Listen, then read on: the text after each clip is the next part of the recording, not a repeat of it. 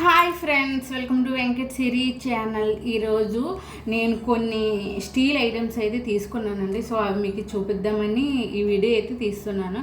Actually steel సామాన్లు తీసుకోవడానికి reason ఏంటంటే, ఇప్పుడు చాలామంది చెప్తున్నారు కదండి అల్యూమినియం వాడకూడదు, సో దానివల్ల ఫ్యూచర్లో ప్రాబ్లమ్స్ వస్తాయి, క్యాన్సర్ వస్తుంది, హెల్త్కి మంచిగా కాదు అని అన్నారనేసి సో కొన్ని అల్యూమినియం పాత్రలు ఇచ్చేసి నేనైతే కొన్ని స్టీల్ సామాన్లు తీసుకున్నాను. సో అవి మీకు చూపిద్దామని ఈ వీడియో అయితే తీస్తున్నాను. సో వీడియోని ఎక్కడ కూడా స్కిప్ చేయకుండా చూడండి, ఎండింగ్ వరకు చూడండి. మీకు నచ్చింది, యూజ్ అయింది అనుకుంటే తప్పకుండా లైక్ చేసి మన వెంకట సిరి ఛానల్ని సబ్స్క్రైబ్ చేసుకోండి.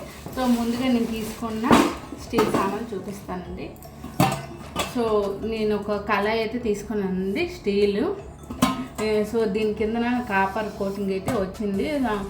సో మనం కిందన కాపర్ కోటింగ్ రావడం వల్ల ఏదైనా కర్రీ చేసుకున్నా త్వరగా మాడదు. సో ఇదండి, ఇదైతే కళాయి తీసుకున్నాను. దీని ప్రైజ్ వచ్చేసి 460 రూపీస్ అండి. సో 460 రూపీస్ మీకు కనబడుతుందో లేదో, 460 రూపీస్ అన్నమాట.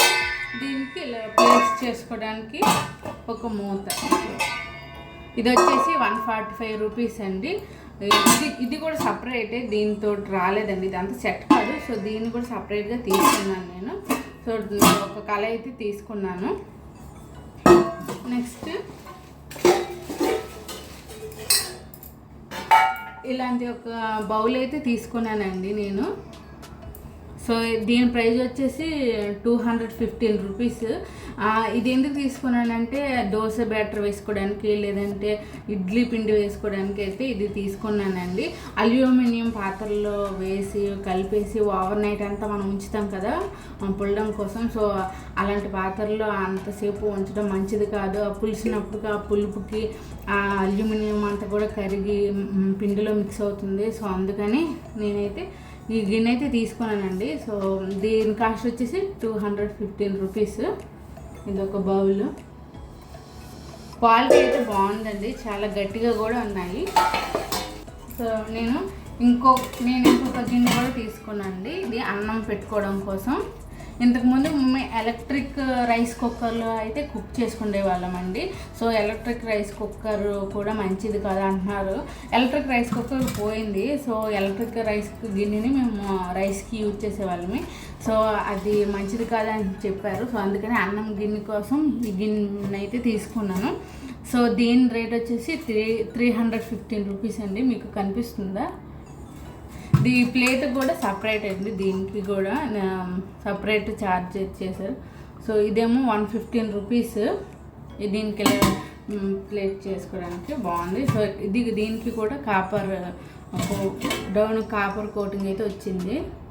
సో ఇదండి గిన్నె. సో అలాగే ఇంకొక చిన్న బాక్స్ అయితే తీసుకున్నానండి. ఇది చిన్నది, మా పిల్లలకి కర్రీ వేసుకోవడానికి బాక్స్ లేదు, ఒకటైతే పోయింది. సో అందుకని ఈ బాక్స్ అయితే తీసుకున్నాను. దీని ప్రైజ్ వచ్చేసి 115 అండి. 115 అంటే 115 రూపాయలు. సో ఇది బాగుందండి, క్వాలిటీ అయితే బాగుంది. స్టీలు అక్కడ మన సైడ్ ఆంధ్రలో తెలంగాణలో స్టీల్ రేట్లు ఎలా ఉన్నాయి నాకు తెలియదు. చెన్నైలో అయితే ఈ విధంగా ఉన్నాయండి స్టీల్ కాస్ట్. అలాగే నేను ఒక కటింగ్ బోర్డు అయితే తీసుకున్నానండి, వెజిటబుల్ కటింగ్ బోర్డు. దీని ప్రైజ్ వచ్చేసి 240 రూపీస్. ఇంతకుముందు బోర్డు అనేది లేదండి మా ఇంట్లో. సో ప్లేట్లోనే కట్ చేసుకునేదాన్ని, దానివల్ల ప్లేట్లు గీతలు పడిపోయేది చాకు వల్ల. సో ఒక కటింగ్ బోర్డు అయితే తీసుకున్నాను. సో 220 రూపీస్ అండి దీనిది. మన సైడ్ వీటి కాస్ట్ ఎంత ఉన్నది అనేది మీకు తెలిస్తే మాత్రం తప్పకుండా కామెంట్ బాక్స్లో పోస్ట్ చేయండి. మన ఆంధ్ర సైడు స్టీల్ ప్రైజెస్ ఎట్లా ఉన్నది అనేది ఒకసారి తెలిస్తే కొంచెం కామెంట్ బాక్స్లో పోస్ట్ చేయండి. ఈ వీడియో మీకు నచ్చింది, యూజ్ అయింది అనుకుంటే తప్పకుండా వెంకట సిరి ఛానల్ని సబ్స్క్రైబ్ చేసుకొని లైక్ చేయండి. యూజ్ అయింది అనుకుంటే, లేకుంటే లేదు. So thanks for watching. Bye. మరో మంచి వీడియోతో ముందుకు వస్తాను. బాయ్.